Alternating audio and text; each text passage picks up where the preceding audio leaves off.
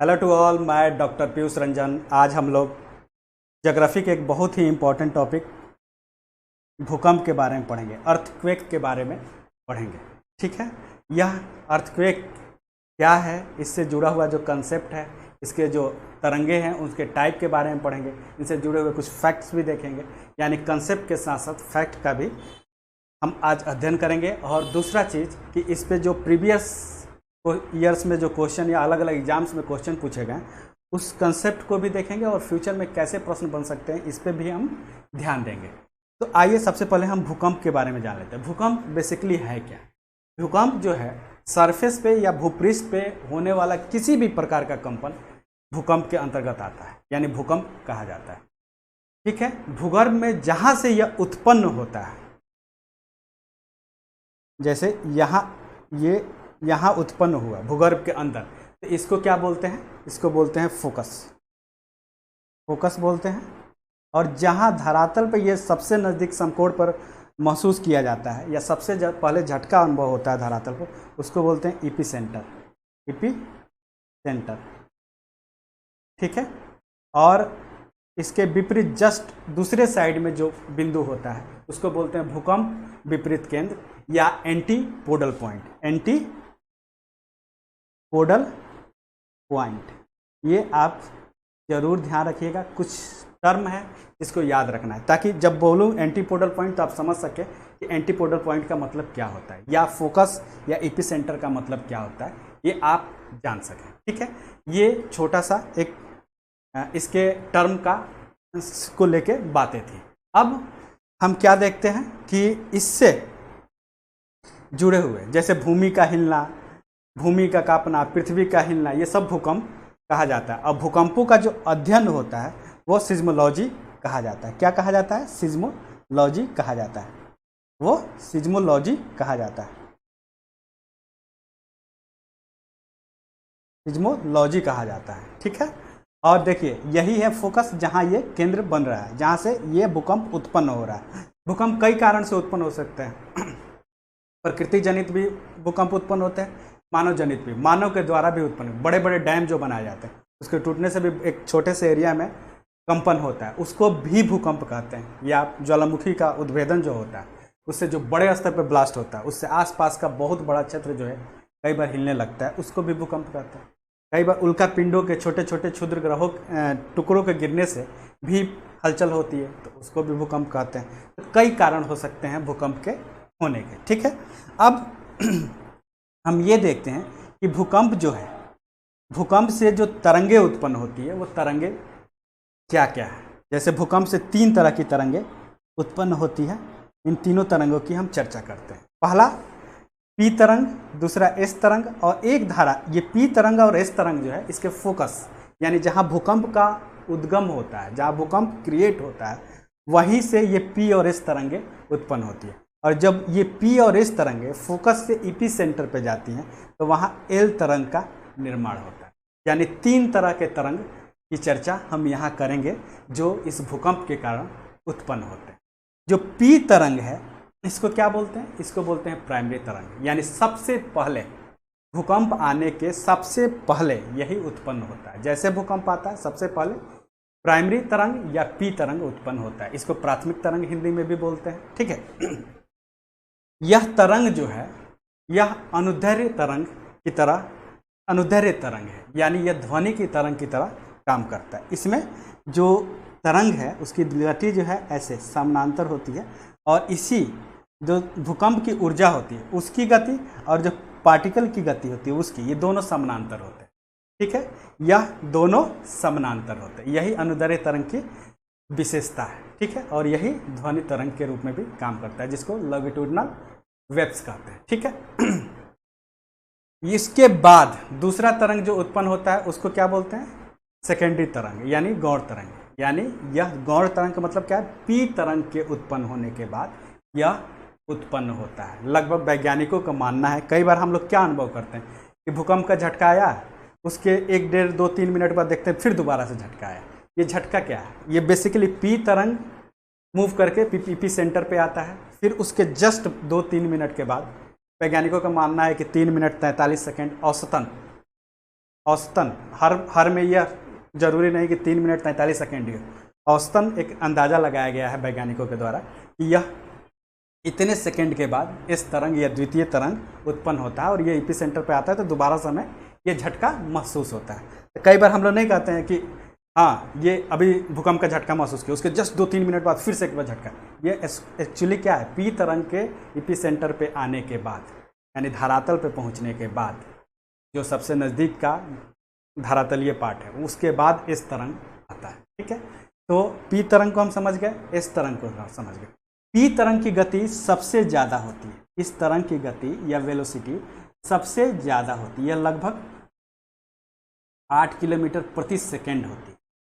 सोचिए कितना तेज होता है, और जितना तेज इसकी गति होती है इतना ही ये सबसे कम नुकसान पहुंचाता है। इस तरंग की गति इससे भी कम होती है, इस तरंग की गति 4 से 5 किलोमीटर प्रति सेकेंड होती है, और यह पी तरंग की तुलना में ज़्यादा नुकसान पहुंचाता है, यानी ज़्यादा हानिकारक होता है, ज़्यादा जान माल की क्षति करता है। तो जो पहला झटका महसूस किया जाता है उसका वो थोड़ा होता है, दूसरा झटका जो है वो पहले से काफ़ी तेज होता है। ठीक है, इसकी स्पीड कम होती है लेकिन हानिकारक बहुत ज़्यादा होता है। ठीक है, और यह तरंग जो है प्रकाश तरंग की भांति या अनुप्रस्थ तरंग की भांति काम करता है। इसमें क्या होता है, जो पार्टिकल होते हैं भूकंप के आने के बाद यह ऐसे चलते हैं, यानी लंबवत गति करते हैं, और जो ऊर्जा होती है भूकंप की वो ऐसे गति करती है। ठीक है, इसमें क्या था, ये दोनों पैरेलल गति कर रहे थे पी वेव्स में, और एस वेव्स में क्या है, जो पार्टिकल है वो ऐसे गति करता है।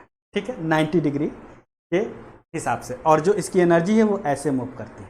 ठीक है, और यह तरंग पी तरंग की तुलना में काफ़ी हानिकारक होता है, यह अनुप्रस्थ तरंग है। ठीक है, और एक चीज़ और इसका ध्यान रखिएगा, चूंकि यह भूमि के अंदर जहाँ से भूकंप उत्पन्न होता है वहीं से यह दोनों तरंगें उत्पन्न होती है, इसीलिए इन दोनों तरंगों को एस और पी को क्या बोलते हैं, बॉडी वेव बोलते हैं, बॉडी वेव बोलते हैं। ये हमें याद रखना है।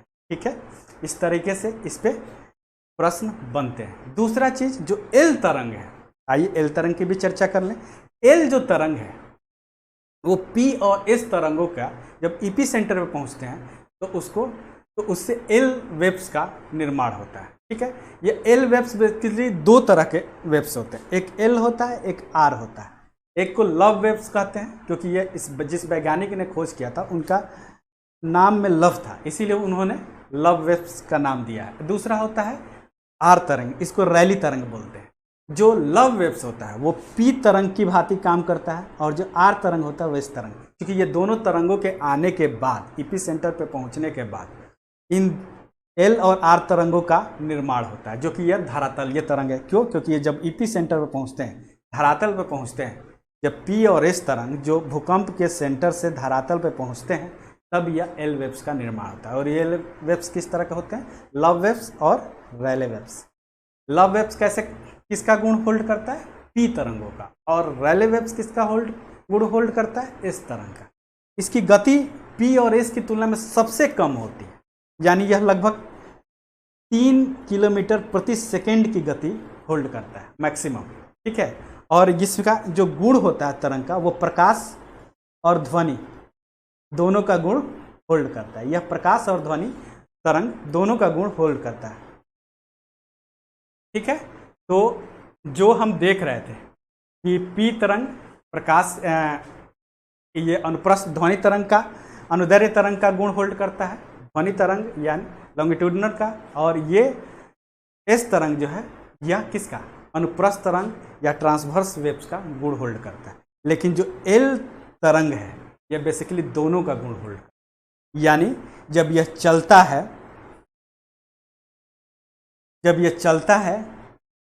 तो ऐसे भी चलता है और ऐसे भी चलता है, यानी यह पी और एस दोनों गुण को लेकर चलता है, और इसकी स्पीड सबसे स्लो होती है, और यह सबसे ज़्यादा नुकसान पहुंचाता है।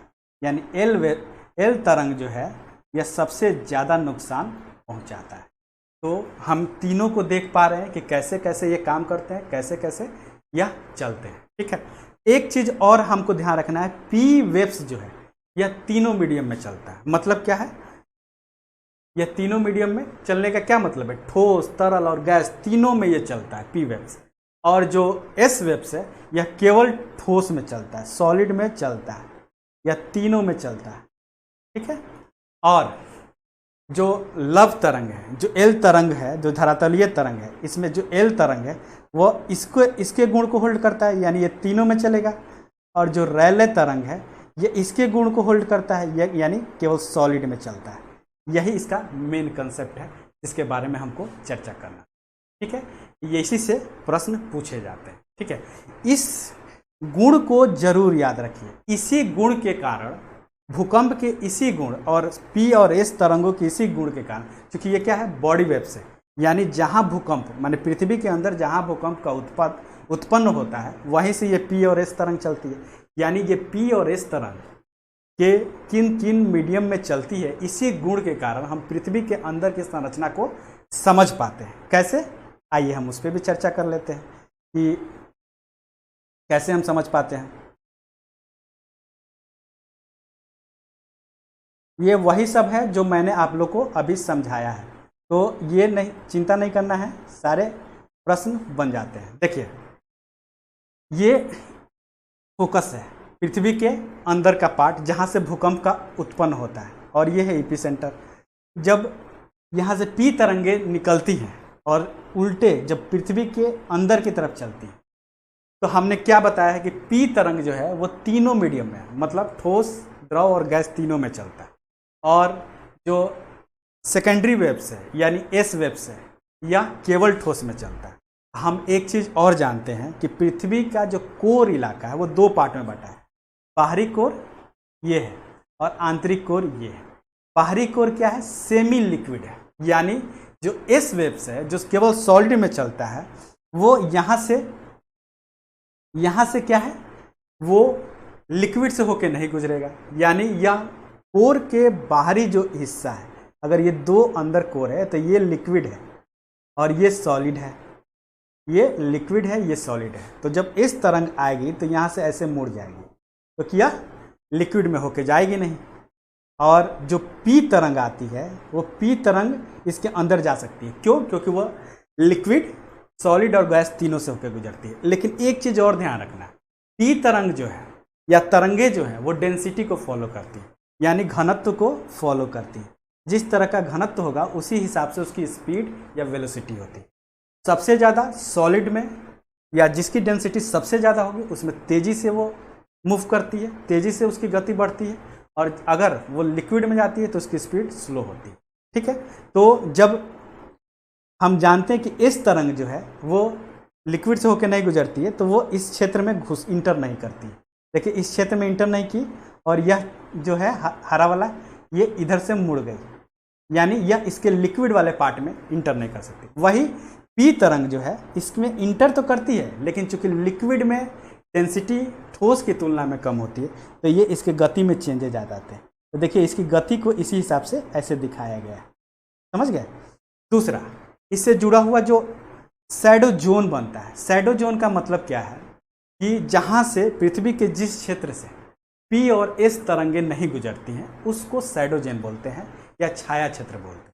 तो दोनों के लिए, पी और एस के लिए, दोनों के लिए शैडो क्षेत्र जो है अलग अलग होता है। एक चीज़ जिसको हम जान लेते हैं कि ये देखिए ये दोनों अलग अलग दिखाया गया है। ये है एस वेव। एस वेव में मैंने बताया कि कोर का जो बाहरी इलाका होता है, बाहरी एरिया जो है, बाहरी कोर है वो लिक्विड, सेमी लिक्विड होता है। यहाँ से क्या है, ये एस वेव नहीं गुजर सकती, तो यहाँ से ये ऐसे मुड़ जाती है, यानी 103 डिग्री या 105 डिग्री, किसी किसी किताब में 105 डिग्री दिया है, किसी किसी किताब में 103 डिग्री दिया है।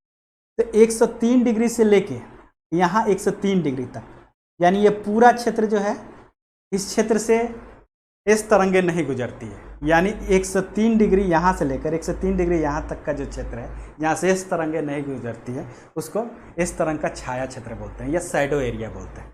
अब आइए पी तरंग पे, क्योंकि पी तरंग भी इसके अंदर गुजरती है, लेकिन पी तरंग की क्वालिटी मैंने क्या बताया, पी तरंग यह तीनों माध्यम से होकर गुजरती है, ठोस, द्रव और गैस। लेकिन जब ठोस से द्रव में आती है तो इसके स्पीड या वेलोसिटी में बदलाव आ जाता है। यानी हम क्या जानते हैं कि जैसे जो वेव होता है वो सॉलिड में सबसे तेज़ी से गुजरता है या उसकी वेलोसिटी तेज़ होती है, लिक्विड में उससे कम हो जाती है। वही चीज़ यहाँ दर्शाया गया।